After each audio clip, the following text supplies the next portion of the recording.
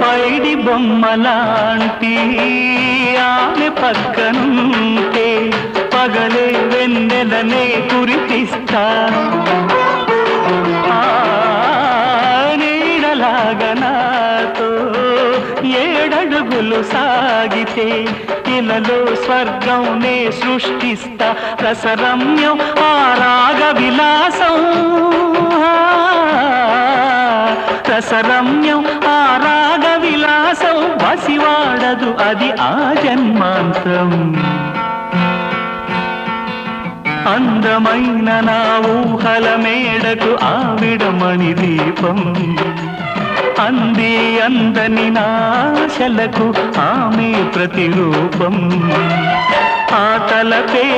నా ధ్యానం ఆ అభినవ దేవత నా ప్రాణం